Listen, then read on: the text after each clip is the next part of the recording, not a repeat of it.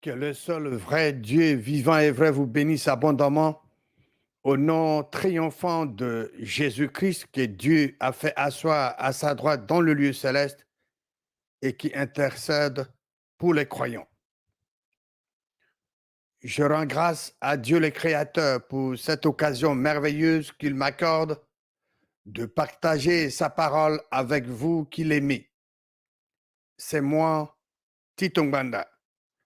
Bienvenue à l'émission Que dit la parole de Dieu. Aujourd'hui, nous allons considérer le thème suivant. Ces infiltrés ne doivent point aller avec vous pour combattre. Ces infiltrés ne doivent point aller avec vous pour combattre. Prenez vos Bibles et allez avec moi dans le livre des Romains, chapitre 15. Romains, chapitre 15. La Bible est la parole et la volonté révélée de Dieu. Cette parole de Dieu est la vérité. Nous allons dans la parole de Dieu pour examiner un récit qui nous donne des détails sur ce qui était arrivé à David. David, l'homme selon le cœur de Dieu, quand il séjournait chez le roi de Philistin. Ce récit va nous servir de leçon. Parce que l'Ancien Testament est pour notre instruction. Romains, chapitre 15, verset 4, dit ce qui suit. Or, tout ce qui a été écrit d'avance l'a été pour notre instruction, afin que, indique le but, afin que par la patience et par la consolation que donnent les Écritures, nous possédions l'espérance. La parole de Dieu dans Romains chapitre 15, verset 4, nous dit que tout ce qui a été écrit d'avance l'a été pour notre instruction. Donc, nous pouvons beaucoup apprendre de l'Ancien Testament. Ces récits que nous allons examiner va nous permettre de comprendre qu'une armée ne peut pas accepter d'aller au combat avec ses ennemis dans ce rang. Nous allons dans la parole de Dieu, dans le livre de 1 Samuel, 1 Samuel chapitre 18. Lisons le verset 5. Verset 5. David allait et réussissait partout où l'envoyait Saül, le roi Saül. Donc David, il fut mis par Saül à la tête des gens de guerre. Et il plaisait à tout le peuple. David plaisait à tout le peuple, même aux serviteurs de Saül. David réussissait partout où le roi Saül l'envoyait. Le roi Saül avait mis David à la tête de gens de guerre. Et lui, David plaisait à tout le peuple, même aux serviteurs de Saül. Verset 6 de 1 Samuel 18. Comme il revenait lors du retour de David après qu'il eut tué le Philistin, les femmes sortirent de toutes les villes d'Israël au devant du roi Saül en chantant et en dansant au son de tambourins et des triangles et en poussant des cris de joie. Verset 7. Les femmes qui chantaient se répondaient les unes aux autres, et disaient, Saül a frappé ses 1000 et David ses 10 000. Donc, lors du retour de David après que lui tué le Philistin, le Goliath, les femmes sorties de toutes les villes d'Israël au devant du roi Saül et chantaient. Ces femmes disaient, Saül a frappé ses 1000 et David ses 10 000. Toutes ces actions accomplies par David et la façon dont les femmes chantaient pour lui, toutes ces actions de David étaient connues par le Philistin. Ils n'avaient pas oublié ce que David avait fait. Donc, ils avaient ça en tête. Ils connaissaient toutes ces choses. Ils gardaient ces choses dans leur mémoire. Lisons maintenant le verset 8 et 9. Verset 8. Saül fut très irrité. Pourquoi? Parce que les femmes chantaient que David a frappé ses 10 000. Donc, Saül fut très irrité et cela lui déplut. Il dit, on en donne 10 000 à David et c'est à moi qu'on en donne le 1000. Il ne lui manque plus que quoi? La royauté. Le roi Saül n'avait pas aimé la façon dont les femmes d'Israël chantaient. La parole de Dieu dit que Saül fut très irrité et cela lui déplut. Le roi Saül dit, on en donne 10 000 à David et c'est à moi qu'on en donne le 1000. Il ne lui manque plus que quoi? La royauté. Verset 9. Et Saül regardait David d'un mauvais œil à partir de ce jour et dans la suite. À partir de ce jour et dans la suite, le roi Saül regarda David d'un mauvais œil. Pourquoi votre nation ne gagne pas la guerre contre vos ennemis? La réponse est simple. Parce que vous n'avez pas encore renvoyé de votre armée les ennemis de votre pays. Vous devez faire ce que le prince de Philistin avait demandé au roi de Philistin de faire. Nous allons voir dans la parole de Dieu la raison pour laquelle les princes de Philistin n'avaient pas voulu que David aille sur le champ de bataille avec eux. 1 Samuel chapitre 29 et nous allons lire le verset 1 à 3. 1 Samuel 29, verset 1. Les Philistins rassemblèrent toutes leurs troupes à Aphek et Israël campa près de la source des Israël. Les princes de Philistins s'avancèrent avec leurs centaines et leurs milliers. Et David et ses gens marchaient à l'arrière-garde avec Achish. Achish était le roi de Philistin. Donc David était avec Achish derrière. Ici, David séjournait chez le roi de Philistin. Et comme je venais de partager cela avec vous, le Philistin connaissait ce que David avait fait. C'est lui qui avait tué Goliath. Et en tuant Goliath, David avait apporté la délivrance à l'armée d'Israël et au peuple d'Israël. Et cela était connu de Philistins. Même la façon dont les femmes chantaient pour lui, les Philistins connaissaient toutes ces choses. Et ici, les Philistins sont en guerre, ils vont combattre Israël. Lisons le verset 3 de 1 Samuel chapitre 29. Le prince de Philistin dirent, que font ici ces Hébreux? Et Achish, c'est le roi de Philistin. Et Achish répondit au prince de Philistin, n'est-ce pas David, serviteur de Saül, roi d'Israël? Le roi de Philistin connaissait que David était serviteur de Saül, roi d'Israël.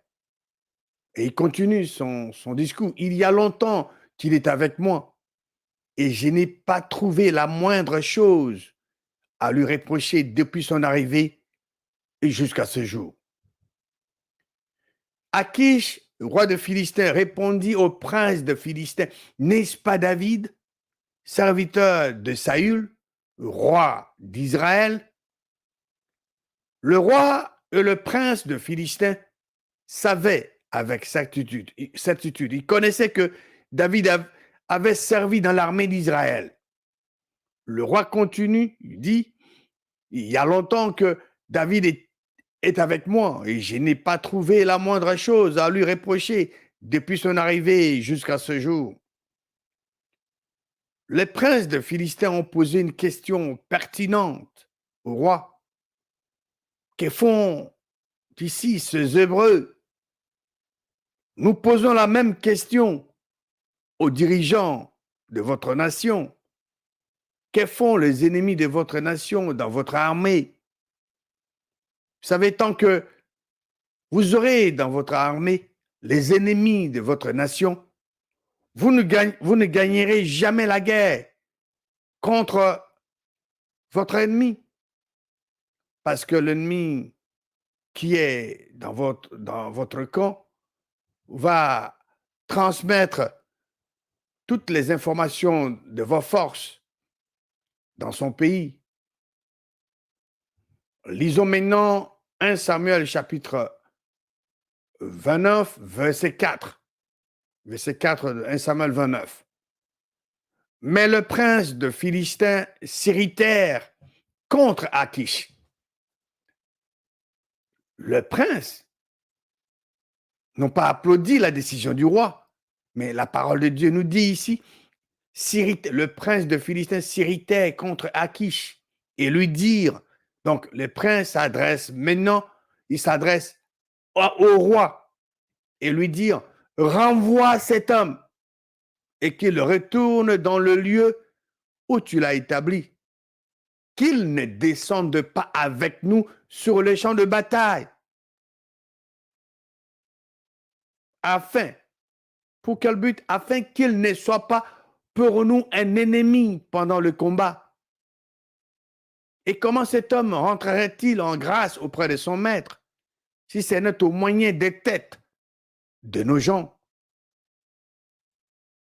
David avait coupé la tête de Goliath en utilisant l'épée de Goliath. Donc, au verset 4, la parole de Dieu dit que le prince de Philistin s'irritait contre le roi Akish, le roi de Philistin. Le prince de Philistin n'applaudirent pas, n'encouragèrent pas le roi. Ils ont dit non au roi. Qu'est-ce que ce prince de Philistin ont dit au roi? Leur message était clair. Renvoie cet homme. Donc, cet homme ici, c'est David. Renvoie David et qu'il retourne dans le lieu où tu l'as établi.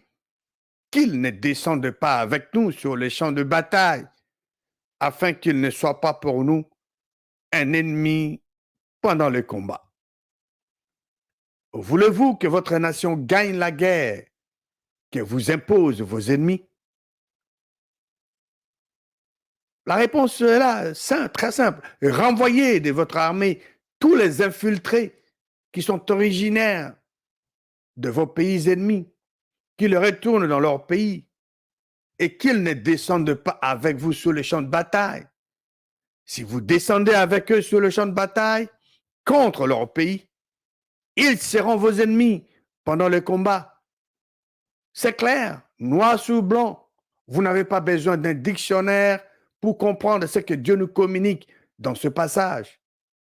Vous ne pouvez pas accepter d'avoir un de vos ennemis dans votre armée, et surtout quand vous allez sur le champ de bataille. Lisons maintenant le verset 5 de 1 Samuel, chapitre 29, verset 5. N'est-ce pas, c'est David? C'est le message de prince de Philistin au roi de Philistin. N'est-ce pas, c'est David pour qui l'on chantait en dansant? Saül a frappé ce 1000 et David c'est 10 000. Le prince de Philistin se rappelèrent, ou bien ici, ils rappelèrent au roi de Philistin le chant des enfants d'Israël, des femmes d'Israël pour David et Saül. Verset 6. Le roi Akish appela David et lui dit, L'Éternel est vivant. Tu es un homme droit et j'aime à te voir aller et venir avec moi dans le camp, car je n'ai rien trouvé de mauvais en toi depuis ton arrivée auprès de moi jusqu'à ce jour. Mais tu ne plais pas au prince. C'est clair. Le roi Akish dit à David, mais tu ne plais pas au prince. Si les originaires de vos pays ennemis qui sont dans votre armée vous plaisent, alors vous ne pouvez pas compter sur l'appui du vrai Dieu. Vous savez avec certitude que ces gens sont vos ennemis. Ils ont servi dans les armées de vos ennemis, mais vous les acceptez dans votre armée. Sachez que vous n'allez pas gagner la guerre contre ce pays-là. Ils vous gagneront toujours parce que vous n'obéissez pas à la parole de Dieu. Si vous voulez obéir à la parole de Dieu et vous protégez vos hommes, qu'ils retournent chez eux. Lisons maintenant le verset 7 de 1 Samuel 29. 1 Samuel 29, verset 7. Le roi Akish continue son message à David. Retourne donc et va-t'en en paix pour ne rien faire de désagréable aux yeux de prince de Philistins.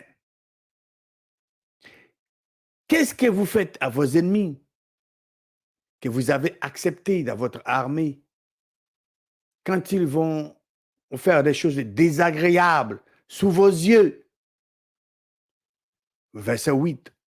David dit à Akish, mais qu'ai-je fait? Et qu'as-tu trouvé en ton serviteur depuis que je suis auprès de toi jusqu'à ce jour, pour que je n'aille pas combattre les ennemis de mon Seigneur le roi? Les ennemis ici, ce sont les enfants d'Israël. David n'était pas avec Saül, il avait fui de l'autre côté parce que le roi Saül cherchait à tuer David. C'est la raison pour laquelle David s'était réfugié auprès du roi de Philistin. Verset 9. Akish répondit à David, je le sais, car tu es agréable à mes yeux comme un ange des dieux.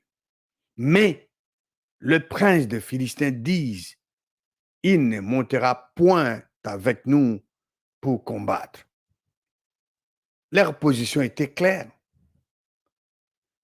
Ils considéraient David et ses hommes comme des infiltrés. Ces infiltrés-là ne doivent pas monter avec vous pour combattre leur pays. Ils ne voulaient pas le prince de Philistin, ne voulaient pas que David aille avec eux sur le terrain pour combattre son propre pays, les enfants d'Israël. Verset 10 de 1 Samuel chapitre 29. Ainsi, ça c'est le roi Akish qui continue son message à David. Ainsi, lève-toi de bon matin, toi et les serviteurs de ton maître qui sont venus avec toi. Lèvez-vous de bon matin et partez dès que vous verrez la lumière. Verset 11. David et ses gens se levèrent de bonne heure pour partir dès le matin et retourner dans le pays de Philistins. Et les Philistins montèrent à Israël. Donc, l'armée d'Israël était campée à Israël. Maintenant, le Philistin, après le départ de David et ses hommes, les enfants, donc le Philistin maintenant, ils vont établir leur plan de guerre sans que David et ses hommes puissent avoir accès à ce plan. David ne pouvait pas avoir la possibilité de communiquer le plan des Philistins aux enfants d'Israël. Pourquoi? Parce qu'ils ont demandé de quitter leur camp. Ils voulaient rester seuls, eux-mêmes, les Philistins, et combattre leurs ennemis, les enfants d'Israël. C'est ce qui doit être fait. Une armée qui veut compter sur Dieu, le Créateur, c'est ce qu'elle doit faire. Avoir ses hommes, le fils et filles de son pays, au front et non mélanger avec les ennemis des pays qu'ils veulent combattre. Quelle est la solution pour votre nation? Il faut dire aux militaires étrangers qui sont originaires de vos pays ennemis de rentrer chez eux, comme les Philistins, le prince de Philistin, ont demandé au roi de Philistin de dire à David et à ses hommes de quitter le camp philistin, de retourner, de ne pas faire partie de leurs troupes. Après avoir fait cela, les Philistins allèrent à la guerre contre Israël. Et vous savez qu'est-ce qui est arrivé? Le Philistin avait gagné la guerre. Pourquoi votre nation ne gagne pas la guerre contre vos ennemis?